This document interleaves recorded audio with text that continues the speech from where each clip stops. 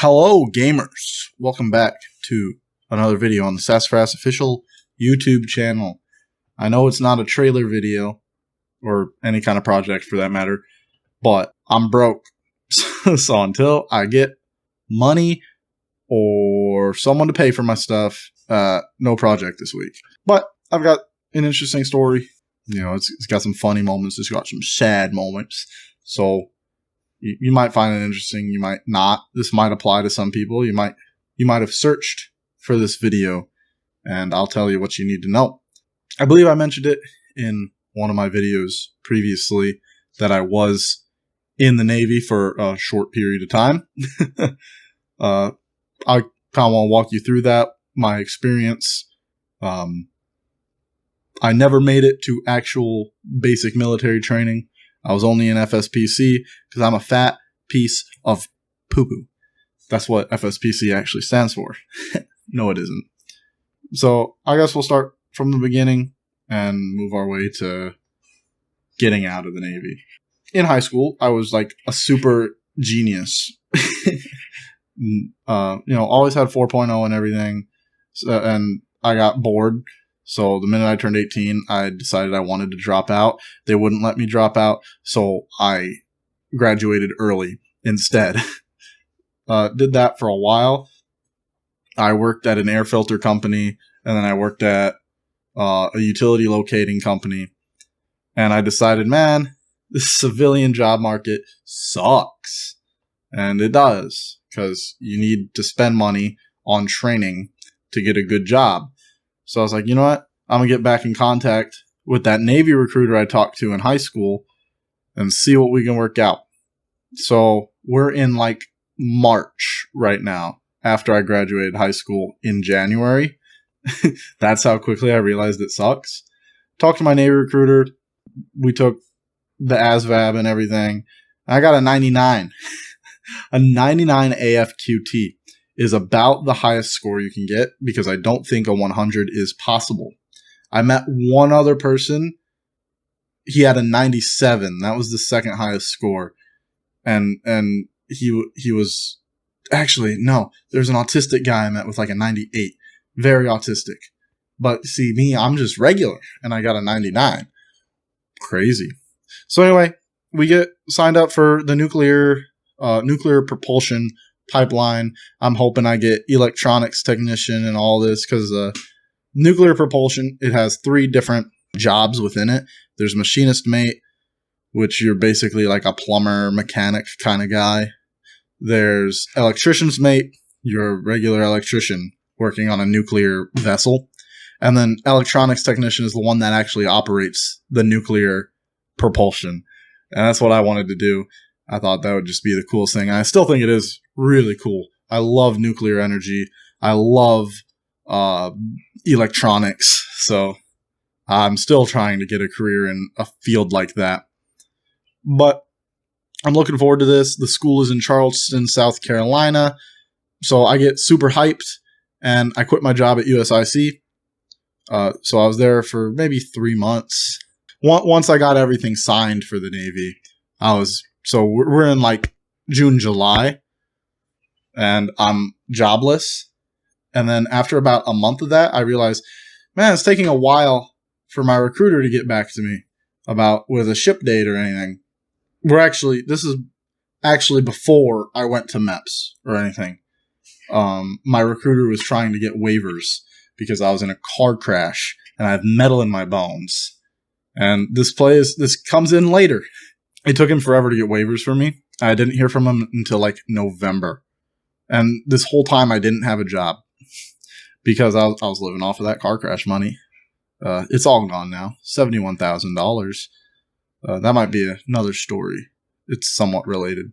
So in November I hear from him and I actually go to MEPS. I go through the process. The first time I go to MEPS, I'm not able to do the P-test because I'm a shy peer in front of other people anyway. So they make me come back the next day, and the guy gives me this whole speech about, hey man, if you did drugs, just, what was he saying? I think he was saying that if I pop on a drug test, it's only 90 days, but if I don't provide urine at all, it's like 180 days. So he was like, come on, man, just come in, give us a sample. You're not going to go to jail or anything. He giving us a whole spiel. And I'm like, I've never done drugs. I have a hard time peeing in front of other people. And I was purposefully dehydrating myself to try and cut weight. Because back then, actually, I was like 250 pounds. Things changed. So I'm without a job, and I'm waiting to join the Navy. So I move in with my sister. The stress of moving, and we find out my wife is pregnant. I gain a bunch of weight. So I'm like 260 something at that point. We found out my wife is pregnant with my daughter who was just born. So I call my recruiter. I say, hey, I need to pull out of the delayed enlistment program, which is what they put you in if you're not shipping immediately. Like if you have a couple months to wait before you ship, which my ship date was March 2nd. I went to MEPS in, August, between August and October. So I'm just sitting here waiting. Moving with my sister in November, find out the wife's pregnant. And I call my recruiter to get me out of the Navy. Because you can quit at any time before you ship out. Before the day that you're supposed to ship out. And the AC kicks on right now, so I basically just clickbaited you guys with half decent audio. Anyway, then he says okay. He says he'll pull me out. So I get to looking for a job. I get another job doing utility locating for a different company. I enjoyed utility locating. It's actually kind of aligns with my interests. You know, you use this specialized electronic equipment to induce a signal on electrical cables or gas lines or whatever, and you can pick it up. And I thought it was just pretty cool. Very boring job, but pretty cool technology. And you get a company truck. So if you're a young individual looking for a decent job, get in utility locating. There's some good overtime too. It pays decent. As far as jobs you're probably going to get without any certification, go for it. As long as you have a clean driving record and can pass a drug test, because they do randoms, because utility locators generally operate under the Department of Transportation. Anyway, I'm working for them. I'm cruising. I'm thinking, man, I might actually work my way up in this company. There's a good amount of upward mobility in the locating industry. You know, maybe after a year or two, I can actually relocate. Because again, a lot of locating companies are nationwide. So I was thinking maybe I'll move to Missouri or the Carolinas or Florida or something. And then it must have been late January. So we're almost a year after I started talking to the recruiter. I get a call. He's like, hey, you still want to go in the Navy? I know you wanted to pull out, but do you want to come back? And believe it or not, I said yes. I said yes because I was bored at work. Like I said, utility locating is boring, but it's pretty easy, and I already glazed locating. So I say yes. And mind you, at this point, I've been gaining weight all winter. On top of the stress weight I've gained, I was 280 something. They wanted me to be like 240 to be able to join. So I'm kind of stressing out. The recruiter talks to me. He's like, chicken and rice and broccoli if you're extra hungry. I'm like, okay, thanks. Mind you, I've lost 100 pounds in a year before. In middle school, I was 260. By my sophomore year, I was 180.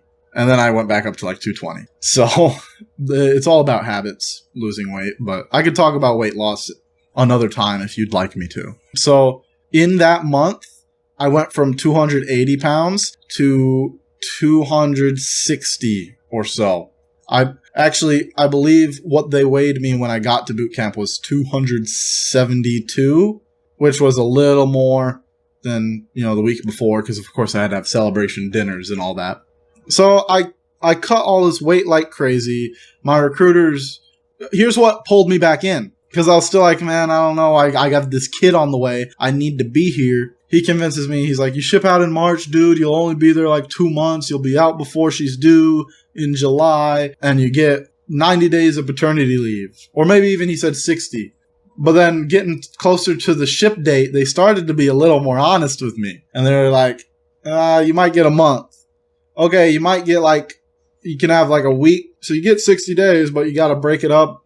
You can have a week before your nuclear training starts. Then you have like a week after first school, because there's 3 schools. And I'm like, okay, that sucks. I made it this far. I might as well go boot camp. Whatever. I got a $75,000 sign-on bonus. So at least we'll have good money.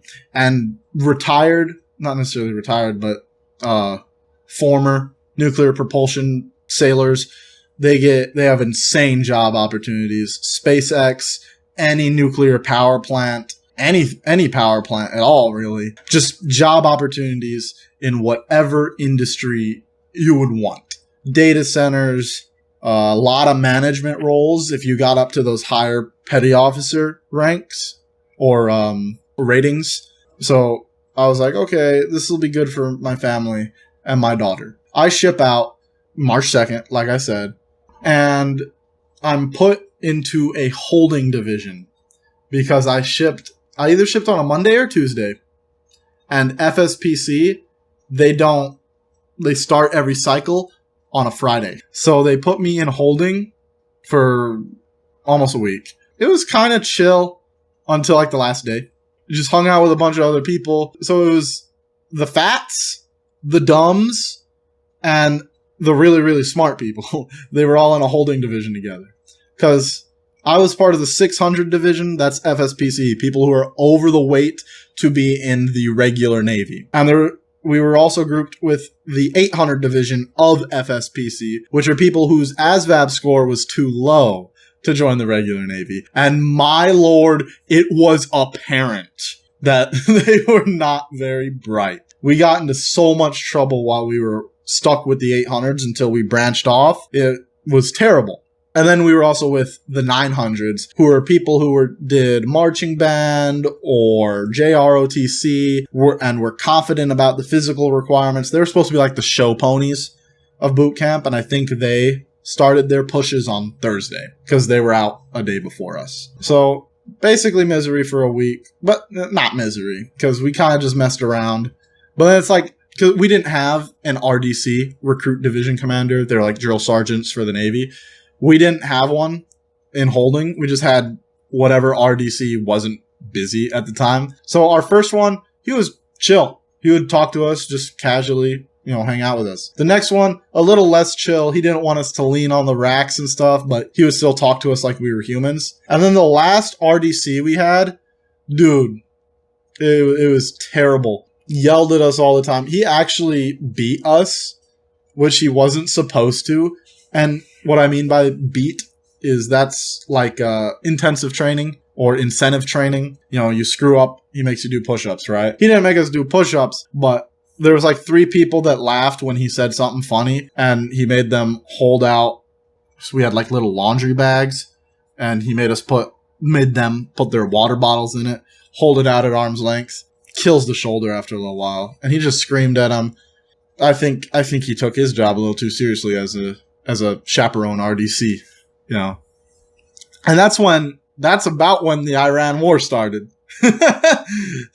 So he was yelling, "We're at war," and all this. And I'm like, oh, so it happened.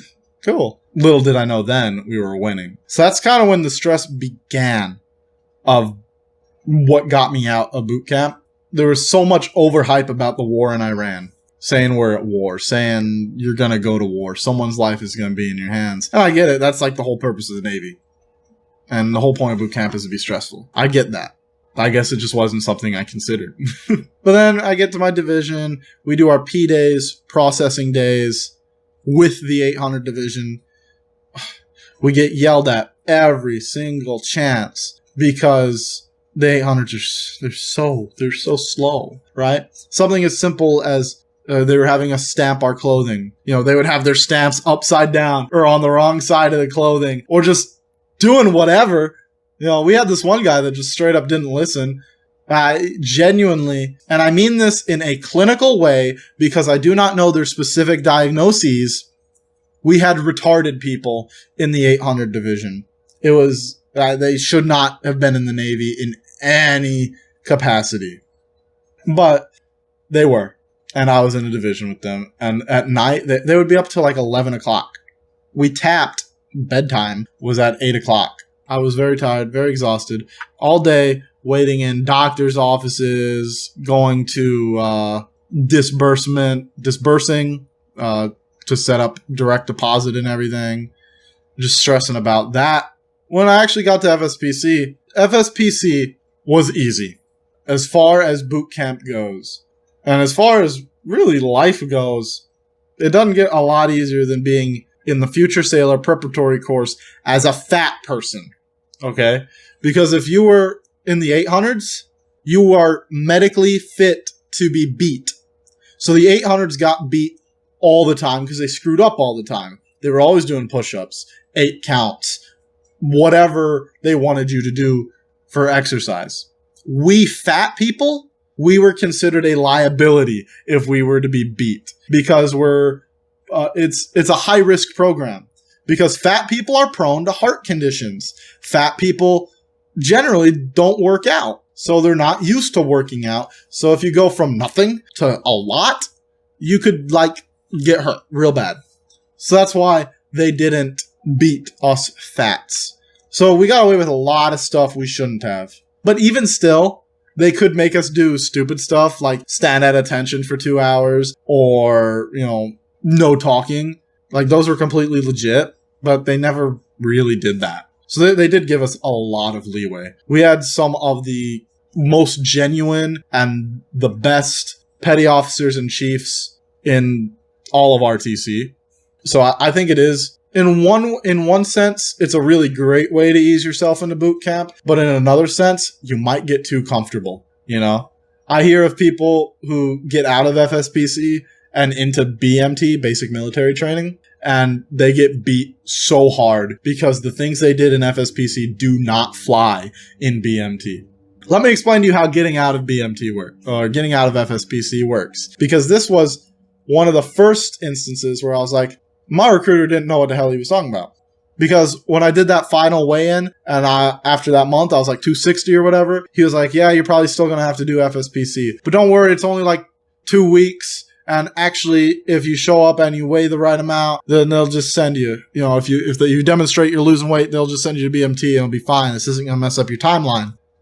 I get there and I find out how it actually works. And I had actually read this online, but I figured I would listen to the recruiter because he probably knows it a little more in depth than this online document from a couple years ago. But the online document was right. So FSPC for fats, after your processing days, you get one chance to tape out, right? So they tape you around your waist. That's how it was when I was in there. They change the standard all the time, but it's based off your waist measurement, your height, and your weight. Those are the 3 factors they take to calculate your fatness. So that first chance that you get taped and weighed is your only chance to get out for 3 weeks. So either you tape out that first week or you're in FSPC for at least 3 weeks. We had one person tape out and it was an old Asian dude. And it's so sad because we had another guy who was half a point over the limit. The limit is 26% body fat. He was 26.5.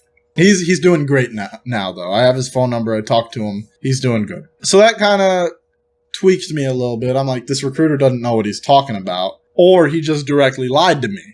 Which I don't like being lied to. I'm a very honest person, even to my own detriment. And it didn't help they were lying to me about the paternity stuff too. So I'm like, whatever. I'll grind out this FSPC stuff. Because you're with a lot of like-minded people. This is the part I friggin' loved about the Navy. I'm with people of similar age and fairly like-minded. Because in order to think I want to join the Navy, you gotta be somewhat patriotic, you gotta be of the same mindset.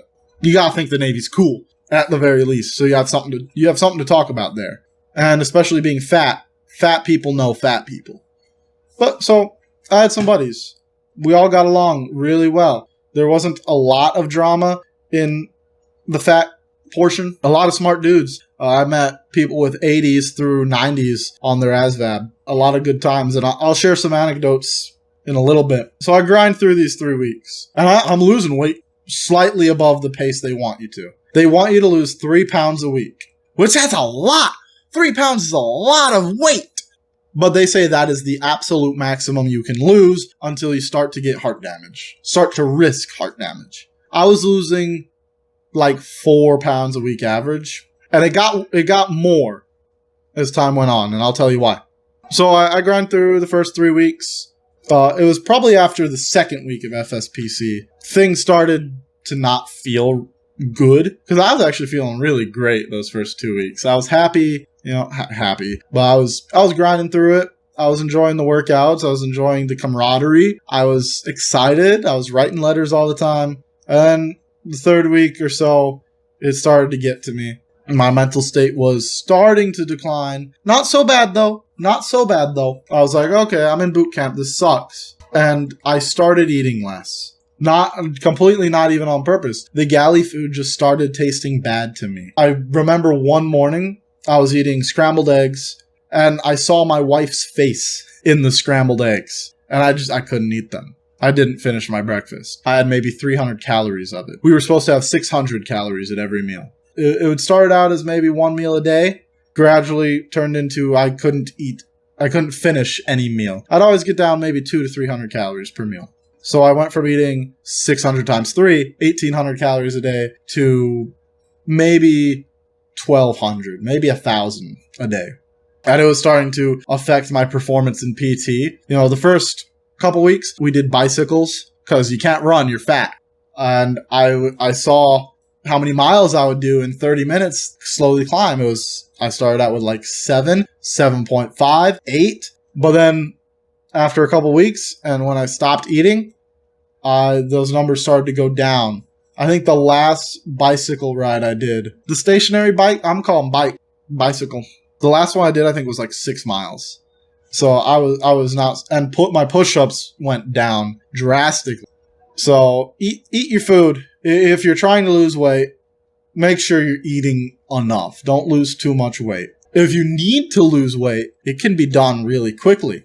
Because when I got out of the Navy, April 30th, came home and weighed myself, I was 240 pounds. I had lost 40 pounds between March and April.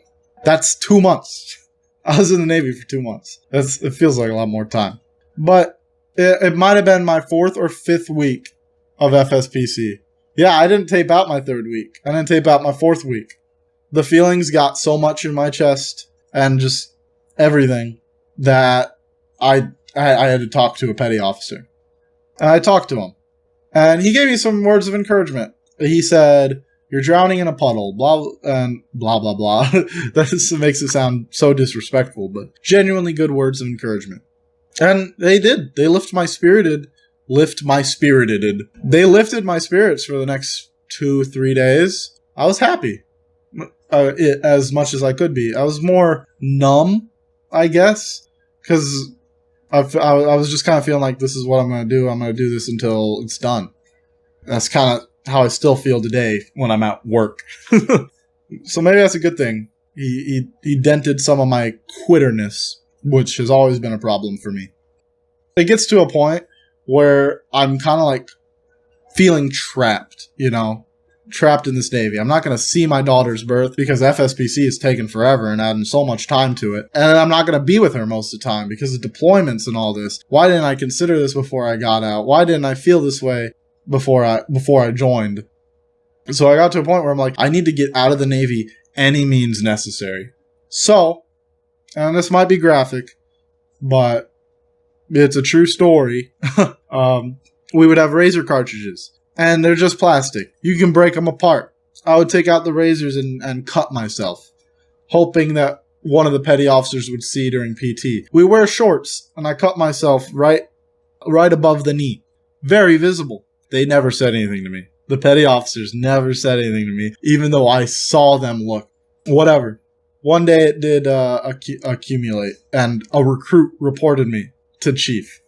Let me tell you some myths that I heard while I was emotionally charged and trying to leave the Navy. They said they're going to lock you in a full-on padded cell for a month, and then they're going to make you come back to BMT. Or they're going to say, you're going to get charges, or they're not actually going to kick you out over that. There's another myth that separations leaves in August. And there was this one guy who said he was in separations for a week, and then he came back because he didn't like it.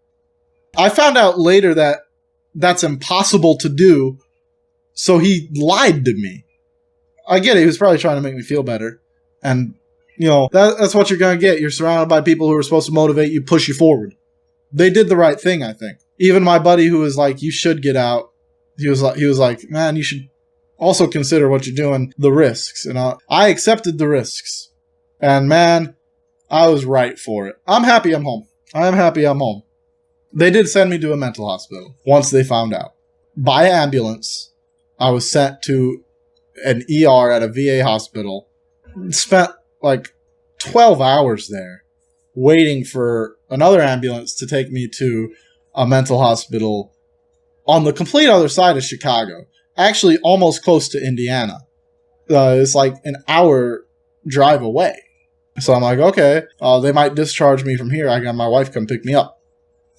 It's a lot closer. But it was only a week stay that I was there. And there was another recruit there. And I got phone calls every day. So that was nice. The mental hospital, in some ways it was an improvement, and in some ways it was a downgrade from boot camp. Because at a mental hospital, they don't just take people with crazy depression and anxiety. I was diagnosed with an anxiety disorder, by the way. They also take people with different types of psychosis, schizophrenia, and all that. So I had a roommate, which I think it's kind of weird to give people roommates in a mental hospital. He would ask me strange questions, like, just so you get an idea of who this guy was. He was like 50, obsessed with Teenage Mutant Ninja Turtles, and you can tell he was always looking for approval from people, and he was trying to impress people with his knowledge of, like, Power Rangers trivia or whatever, or, like, trying to make jokes, but they're, like, not even jokes. They're, like, statements. One day, he comes out of the shower looking completely disheveled. Did I mention he was, like, 50? He comes into the day room, and he addresses me. He's like, Matthew, I would like to talk to you in the hallway, privately. I say, I'm not comfortable with that. I'm watching Avengers. So we had Avengers on the TV. And he was like, I have a secret question about fatherhood. Says it just like that. I'm like, ask me in front of everyone, man. I'll talk to you, whatever. Just, I want to watch my Avengers, too. And I think someone on the other side of the room interrupted him and teased him for a second there. And then he asks me the secret question.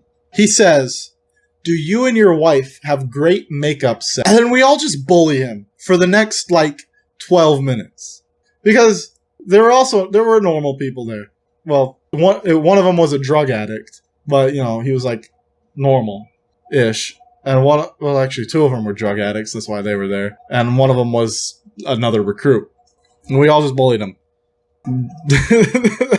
That's how that stay went. We bullied him the whole time he was there. He used to talk about how he thought he was there because he had hypothermia, and he just wanted to get that fixed and then leave.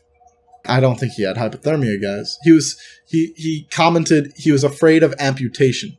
But on the upside, their food was actually better than the galley food, and I was eating really well in the hospital. So, that's an upside. After that, I get picked up by a duty driver from RTC, and we go back. And I'm transferred to the USS Mason, aka Training Team Phoenix, or Training Group Phoenix, aka US Navy Boot Camp Separations, or Recruit Training Separations. A lot of different things. I don't want to say basically prison, because the Navy has one of the best separations programs compared to the Marine Corps. Because I had a buddy who was separated from the Marine Corps. They had to sit outside in bleachers all day, mop the sun, and do PT while in separations. We weren't allowed to do PT because the RDC is there. They didn't know who was fit for duty and who wasn't. Because you had some people coming from their first day of boot camp before they're medically processed. And then you had people who were there for 8 weeks who were almost done with training. There was a guy who completed battle stations, which is the final test of boot camp. So all these different people. You had people in separations for mental health, people in separations for physical health, like maybe they got in a car crash and had metal in their bones, and you're not allowed to have that in the Navy, but somehow they got in, and then somebody found those waivers, and they're like, hey, these aren't right. That's what I've been telling my grandparents happened to me. But my bones did start hurting, and that was another thing that added to the stress that made me want to get out. Particularly, like, in this arm. It hurt real bad. All the time. Still hurts. Miserable. Don't get into a car crash, kids. Anyway, I'm there for the next, 4 weeks. And then I'm out. I didn't have to wait for August. I didn't get sent back to BMT. There was never a risk I got sent to BMT. My case was actually delayed because the caseworker who was supposed to do the W's was on leave. And I still got out in 4 weeks. Now, the people who were getting out for medical reasons, like physical injuries they got during boot camp, they had to wait 12 weeks because there's a whole process of documenting it, and because they have to diagnose an issue. You don't really have to diagnose a mental health issue in the same way. There's no scans, there's no follow-ups. It was a very large compartment, which is what we called the barracks rooms. It was a very large compartment, shaped like an H, ton of racks everywhere. Those are what we called our bunk beds. We were allowed to watch TV sometimes. We had a whole DVD collection. We were only allowed to watch when we were good, which we weren't very often. We were always having things taken away from us. There was a library. You were allowed to read.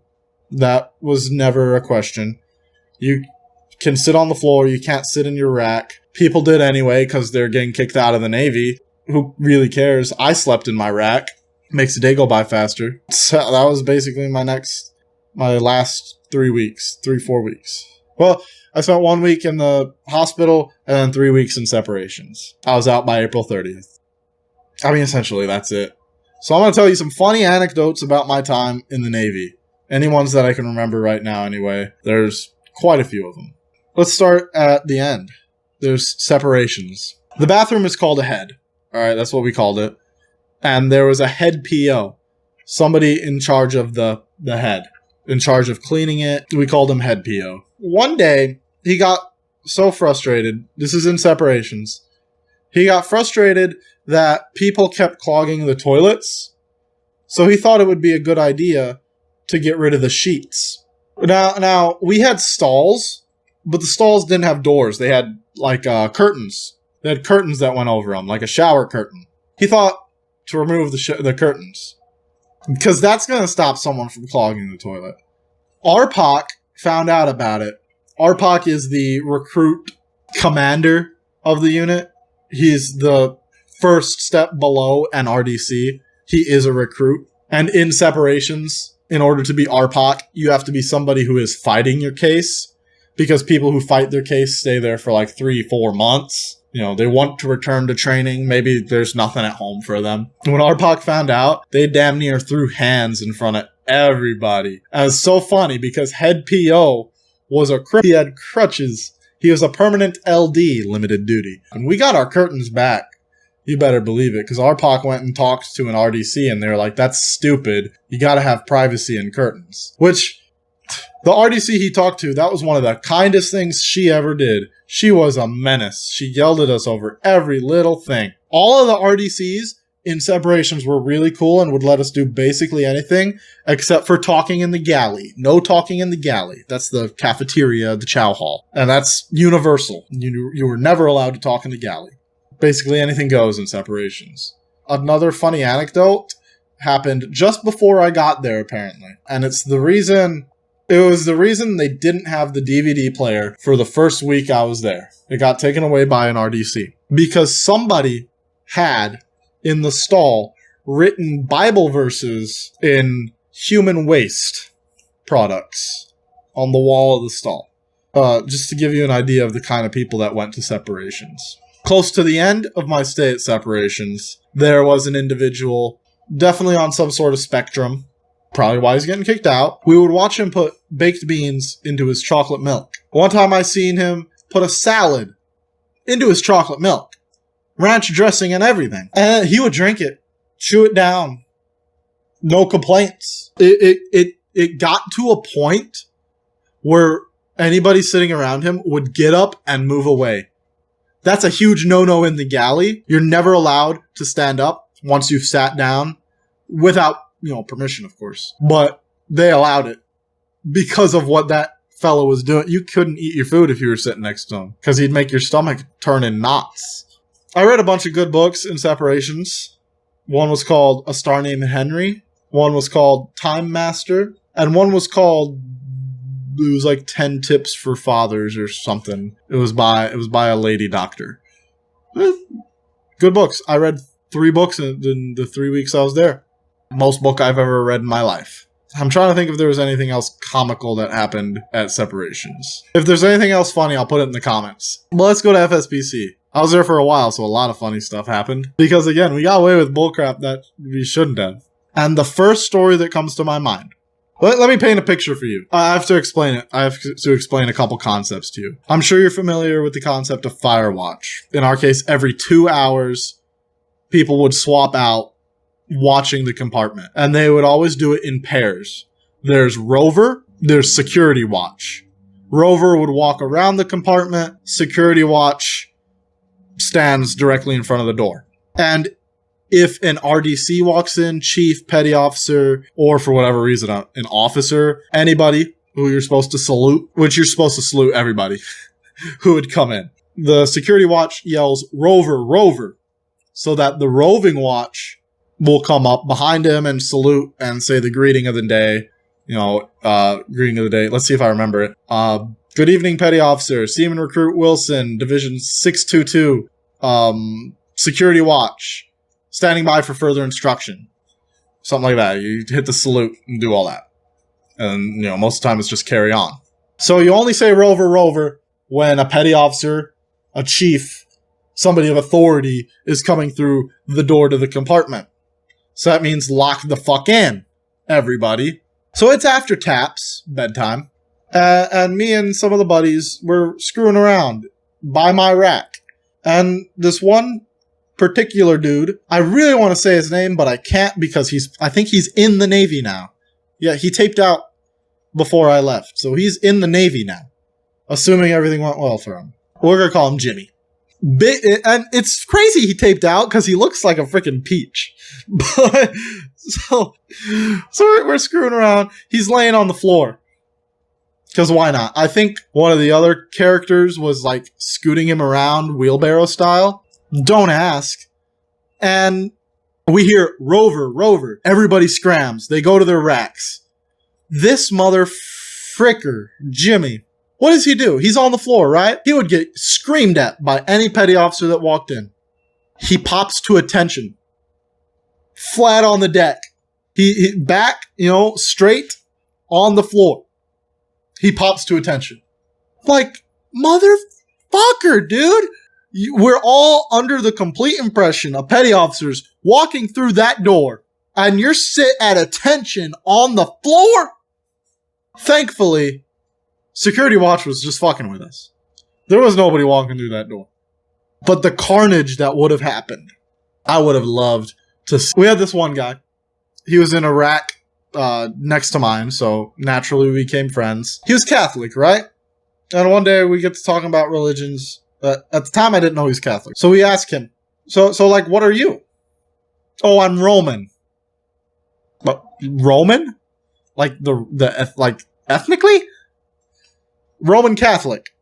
He wasn't one of the smartest fats. He's also in the Navy now. He's defending your country. We had a chief who was a corpsman before he came to RTC. I really want to say his name because it's so cool, but he doesn't retire until later this year. Former corpsman, Marine side.